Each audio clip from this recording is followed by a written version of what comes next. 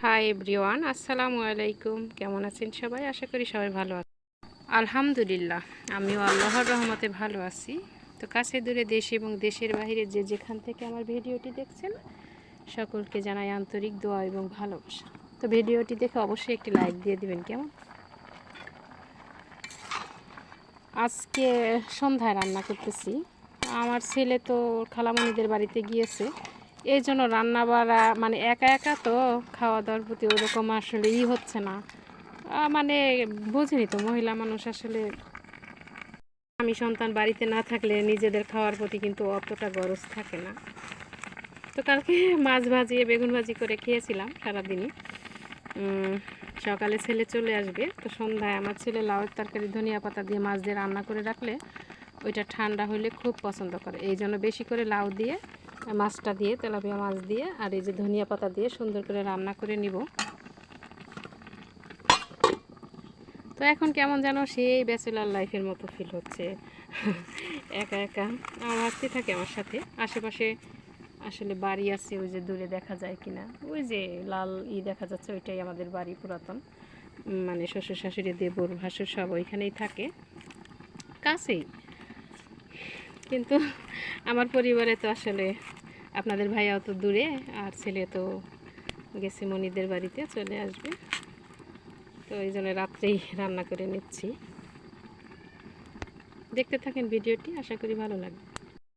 উঠানে মাটি ফেলার কাজ চলতেছে। যেখানে গিয়েছিল তো লাল মাটি, এগুলো হচ্ছে চালার মাটি, তো ওইভাবে ফেলানো হলো। আর বৃষ্টি আসলে অবশ্যই একটু ডেবে যাবে, তো যখন পুরোপুরি মানে বসে যাবে মাটিটা, তো এই যে পাকা উঠানে থেকে ওইখানটা কিন্তু একটু নিচা, তো ওই জায়গাগুলোতে পরবর্তীতে ক্ষেতের মাটি, বাইদের মাটি বলে আমাদের এইখানে, কিছুটা ফেলে পরে সমান করে নেওয়া হবে। আপাতত ওইভাবে লাইন দিয়ে এই পুরো জায়গাটা জুড়ে ফেলা হবে। তো অলরেডি 4-5 গাড়ি ফেলা হয়ে গেছে, তো উঠান এবার ইনশাল্লাহ ঠিক হয়ে যাবে। পরের ভিডিও দেখে সবাই পছন্দ করেছে, কিন্তু কিছু মানুষ বলেছে জঙ্গল। এখানে আসলে ইটি ছিল তো, তো জঙ্গল না, আসলে বৃষ্টির দিন একটু ঘাস টাস তো হয়, জোকের ভয়ে কিছুই পরিষ্কার করতে পারিনি। এই যে দেখেন, শুকনার দিন চলে আসছে, সব ঘাস চেঁচে পুচে একবারে কমপ্লিট করে দিয়েছি। আর এই যে এতটুকু জায়গা সুন্দর করে লেপেও দিয়েছি গোবর টবর দিয়ে, তো পুরো উঠানি করতে একটু সময় লাগবে, ইনশাল্লাহ আস্তে আস্তে করে ফেলবো, দোয়া করবেন কেমন। এখন একটা টিপস দেখাই আপনাদের, টিপসটা ফলো করলে এই যে শীতের দিনে হয় কি, আমাদের এই যে পায়ের গোড়ালি কিন্তু এইভাবে ফেটে যায়, তাই না? তো এভাবে আমার কিন্তু দুয়ো পাওই এভাবে ফেটেছে।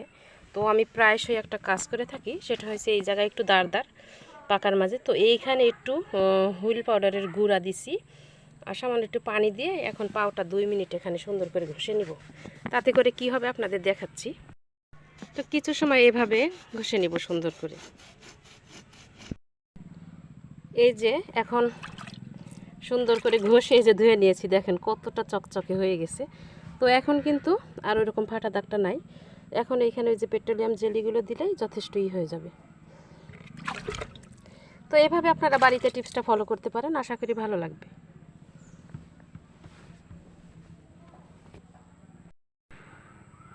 তো কেমন হলো ভিডিওটি অবশ্যই কমেন্ট করে জানাবেন। ভালো থাকবেন, সুস্থ থাকবেন, আল্লাহ হাফেজ, আসসালামু আলাইকুম।